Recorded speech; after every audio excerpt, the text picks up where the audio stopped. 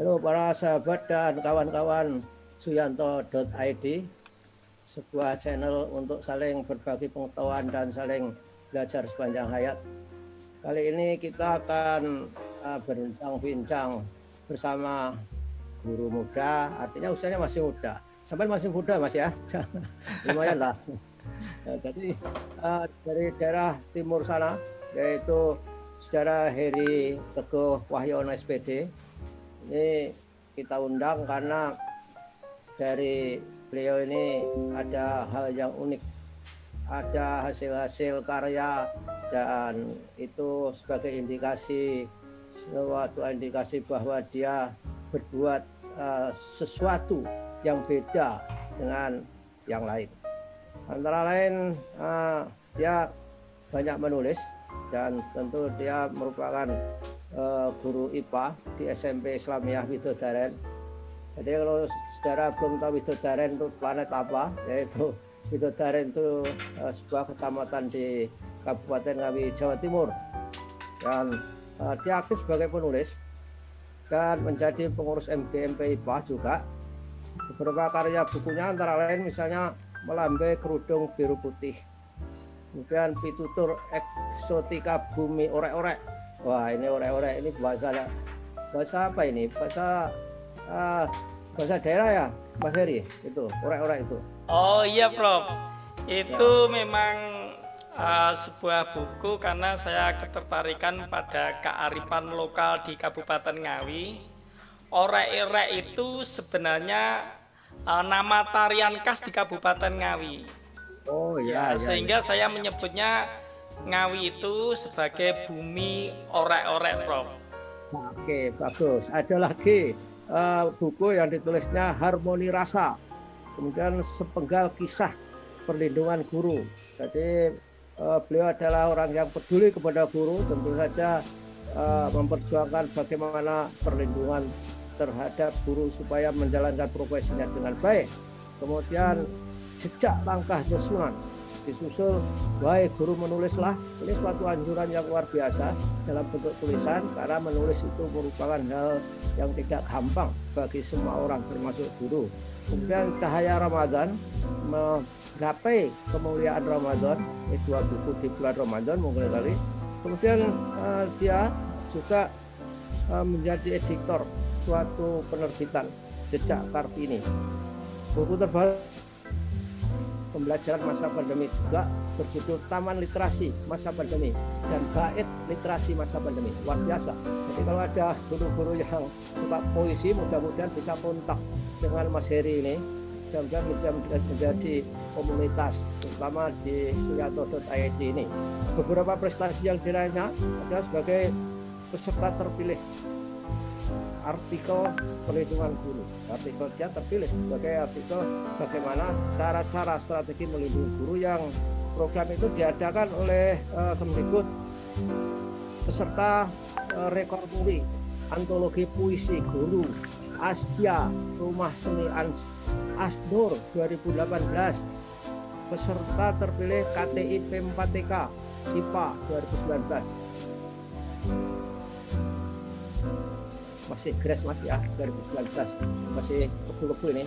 Dan juga menjadi presenter seminar nasional guru Bigdas berprestasi Kemdikbud 2019, pemakalah simposium IPA P4TK IPA 2019, finalis inovasi pembelajaran Kemdikbud 2019, juara 3 favorit lomba pembelajaran kolaboratif Yayasan Pendidikan Astra. Ini maksudnya Astra mobil bukan ini? Oh, bukan ya? Itu Yayasan Pendidikan Astra Michael D. Ruslim, Prof, yang bergerak di bidang pendidikan, yang sering mengadakan perlombaan bagi guru-guru untuk mengaktifkan kegiatan-kegiatan pendidikan yang dilakukan oleh seluruh guru, tidak hanya di kota-kota besar tapi juga pelosok-pelosok Indonesia dijangkau dan diadakan secara kontinu oleh Yayasan Pendidikan Astra, Prof. Oh, tapi ini ada kaitannya dengan Astra mobil bukan? Oh, kalau melihatnya ada, Prof. Kan ini bidangnya di pendidikan. Ya, yayasannya Michael D. Ruslim, Prof. Ya, oke, bagus. Kemudian dia juga juara satu cerpen event Starlight 2020 dan peserta terpilih lomba puisi Sagama UGM Universitas Gadjah Mada 2020 baru saja ini ya, dan finalis dalam penghargaan guru dedikatif, inovatif dan inspiratif Kemdikbud tahun 2020. Inilah kira-kira yang dilakukan oleh Mas Heri selama ini sebagai guru muda. Saya yakin termasuk guru muda ini dibandingkan saya sudah tua, saya sudah 67 tahun. Mas, ya kita lanjutkan, saudara-saudara, sahabat Suyanto.id, kita ingin belajar dari guru muda ini. Jadi pertanyaan saya supaya nanti bisa mengarah dijawab, dan jawabnya adalah bisa menginspirasi banyak guru di Indonesia, di seluruh tanah air ini. Nah, bagaimana ini bahwa saudara sebagai guru bisa menulis banyak hal? Ini merupakan sebuah tuntutan atau hobi saja, atau berpikir apa ketika saudara menulis sesuatu? Oke, Prof. Jadi dari dasar saya menjadi guru itu ada dua hal. Yang pertama, niat berdedikasi untuk mengabdi di bidang pendidikan. Yang kedua, ada dua option. Kalau mendidik atau mengajar itu dengan melakukan hal yang biasa, tetapi kita juga bisa mendidik dengan yang luar biasa. Nah, kita sama-sama melaksanakannya, Kak Prof. Tentunya pilih yang mendidik dengan melakukan hal yang luar biasa. Salah satunya adalah dengan menulis itu, Prof. Dan itu saya juga terinspirasi dari penulis Amerika Serikat, namanya adalah Stephen King. Jadi menulis itu merupakan kegiatan mencipta, tetapi juga lebih dari itu mengungkapkan pengetahuan dan kemampuan dalam nafasnya. Intinya selalu menulis sebagai pendidik. Itu, Prof. Oh ya, bagus ya, betul Mas. Menulis itu mempunyai umat tak tampak. Jadi luar biasa. Pengalaman saya adalah ketika saya menulis dibaca oleh beberapa orang dan banyak orang yang saya sebenarnya sudah tidak tahu. Tetapi ketika dia ketemu teman saya, dia menanyakan tentang saya. Itu namanya punya umat yang tak tampak. Dan menulis itu bisa menyampaikan sesuatu yang ketika sesuatu itu dibaca orang dan orang itu bisa memperbaiki dirinya, saya yakin dia berpahala dan kita pun juga berpahala sama dengan pahala orang itu tanpa mengurangi pahala dia. Ini hebatnya orang menulis. Jadi mengajar dengan luar biasa itu apa itu maksudnya? Mengajar dengan luar biasa artinya segala yang kita lakukan dalam menjalankan tugas sebagai guru itu kita dasari dengan tiga hal. Yang pertama tadi sudah saya sebutkan, niat. Yang kedua dedikasi, dan yang ketiga ada istilah namanya 3T, Prof. 3T itu bukan terluar, terpinggir, terdalam, tapi kuncinya dalam PBM adalah 3T tangguh, artinya gurunya tangguh, siswanya tangguh, lingkungan orang tuanya tangguh. Jadi itulah mindset kita untuk menjadi guru yang tangguh dalam pembelajaran dan di era milenial pendidikan ini. Oh ya, bagus. Artinya memang pembelajaran itu tidak saja ditentukan keberhasilannya oleh guru itu sendiri. Iya, Prof. Banyak faktor termasuk murid dan lingkungan. Iya. Baiklah, bagaimana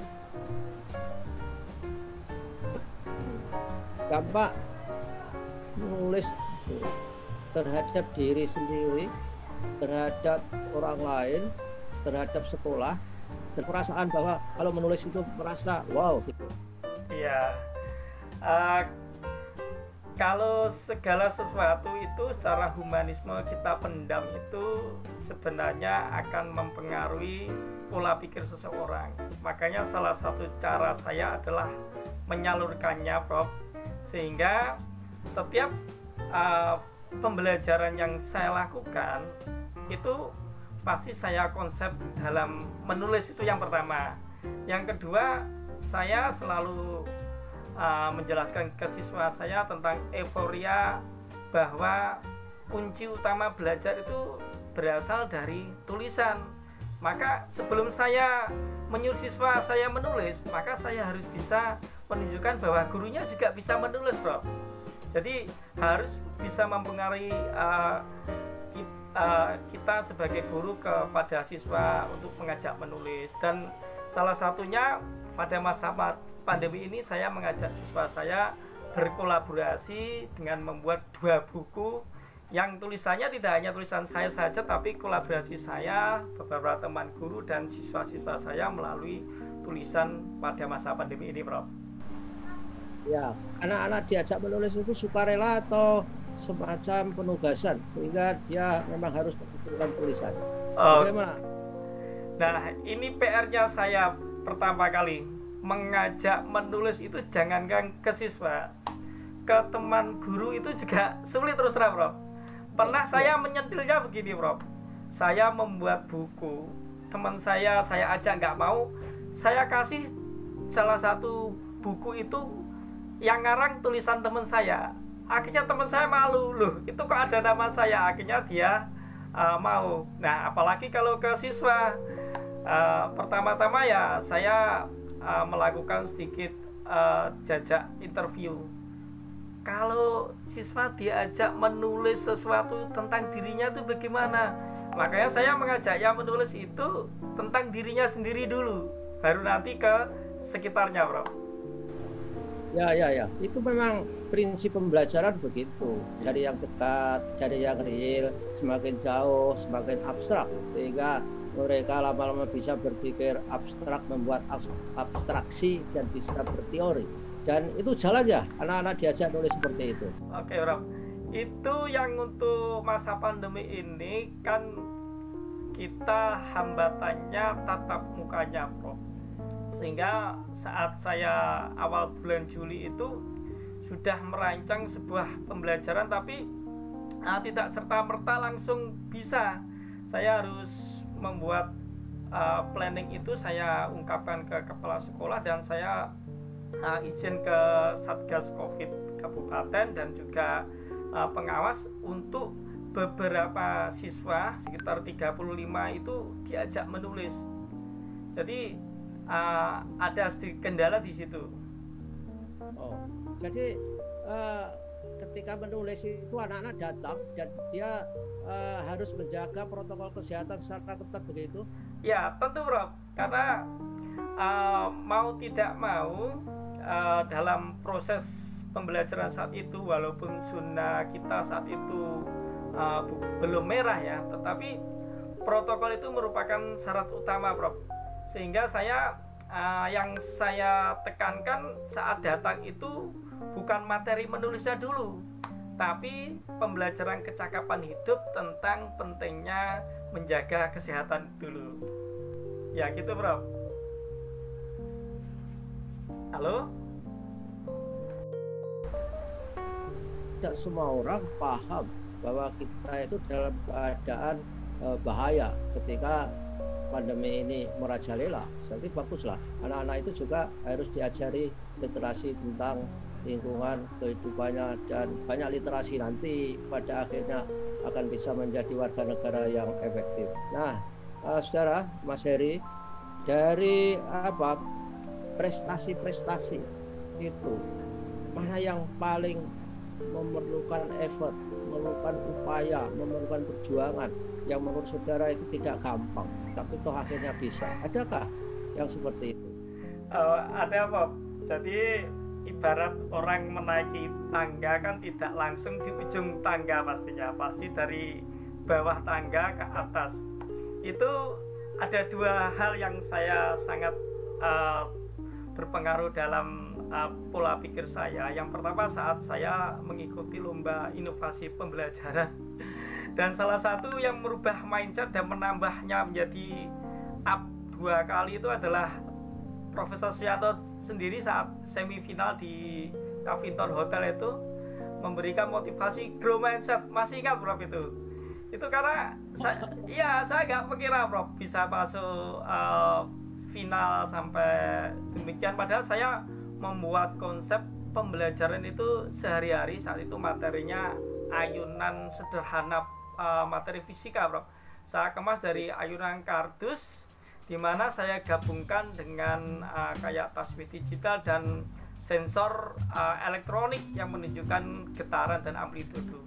Dan satu lagi Prof, yang sangat berkesan di tahun ini saat saya masuk sebagai finalis lomba berdedikasi guru tingkat nasional, masuk 6 besar itu, saat saya membuatnya, saya 2 bulan bed rest sakit itu Prof.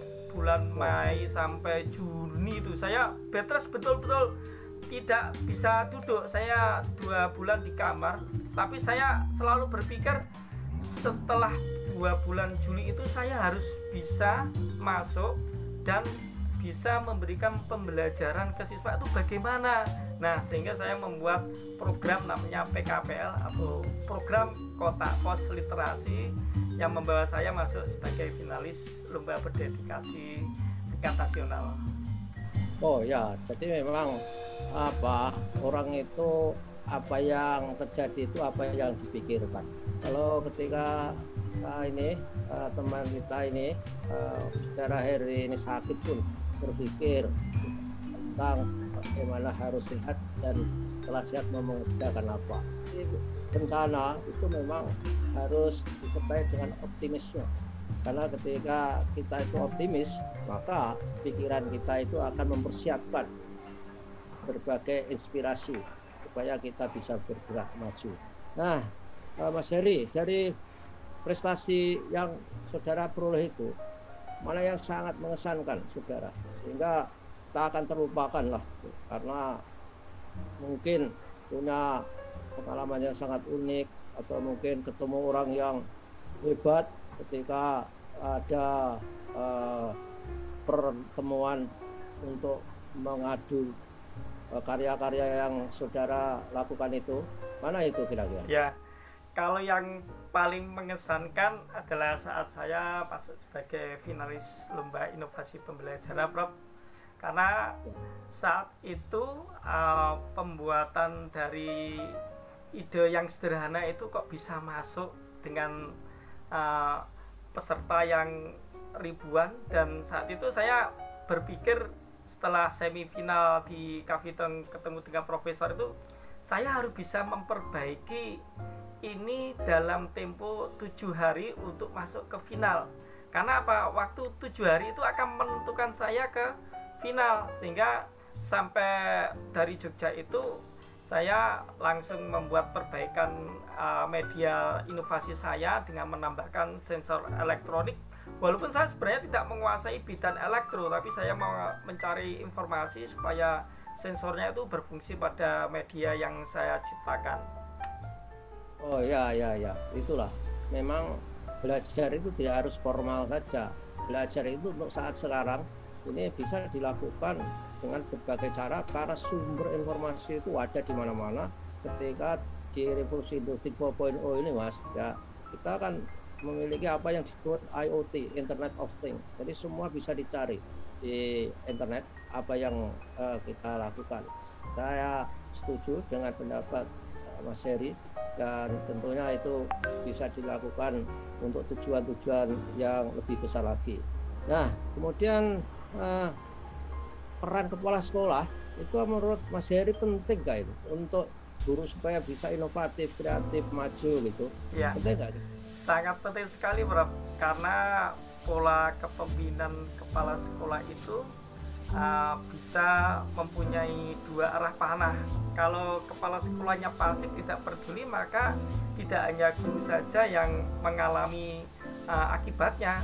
Tapi kalau kepala sekolahnya aktif dan berkolaborasi dengan guru dan selalu memberikan dorongan, maka hasilnya juga baik. Ibaratnya jika kepala sekolah itu menyimpan sesuatu di dalam kulkas membeku, nah fungsinya kepala sekolah adalah untuk mencairkannya sehingga guru-gurunya itu aktif berkreasi, siswanya juga aktif, sehingga terbentuk dalam sebuah sistem ekosistem lingkungan sekolah. Kalau yang saya lihat ini sesuai dengan format asesmen nasional kan Prof, yang dinilai kan juga tidak hanya muridnya saja, tidak hanya gurunya saja, tapi sebagai satuan kesatuan dalam pendidikan. Ya, oke. Inilah kata hati dari seorang guru yang berinovasi, memiliki kreativitas sebagai kepala sekolah, itu diharapkan memang harus mempunyai leadership yang baik. Inilah mudah-mudahan ini didengar juga oleh para kepala sekolah, sehingga kepala sekolah bisa memberi iklim yang baik di sekolahnya. Dan suatu saat saya berharap saya juga bisa bincang-bincang dengan kepala sekolah bagaimana harapan kepala sekolah terhadap guru-gurunya. Nah, terakhir Mas, apa pesan saudara untuk teman-teman sejawat para guru di Indonesia? Silakan. Oke, terima kasih Rob. Halo teman-teman seluruh guru pendidik di Indonesia ini. Tentunya kita sudah 9 bulan mengalami masa pandemi. Sebenarnya masa pandemi ini bagi guru mempunyai waktu yang lebih banyak untuk mengembangkan diri kita. Jadi ibarat siswa dalam euforia horor mendengar kata pandemi saja, guru sebagai leadership penguat bahwa kita harus bisa meyakinkan siswa bahwa kita dapat melalui masa pandemi ini, dan masa pandemi ini bukan sebagai penghalang untuk kita berkarya, mengembangkan kompetensi kita. Dan yang kedua, untuk selalu meningkatkan kompetensi dan berpikir grow mindset. Growth mindset. Yes. Yaitu mindset yang selalu berkembang, yang lawannya adalah fixed mindset. Mindset yang selalu tidak berkembang seperti kata dalam tempurung. Nah, terima kasih Mas Heri atas kebersamaannya. Mudah-mudahan apa yang kita bicarakan ini bisa menjadi inspirasi para guru, kepala sekolah, dan para pendengar, dan para pecinta dan sahabat Suyanto.id, channel untuk saling berbagi. Amin.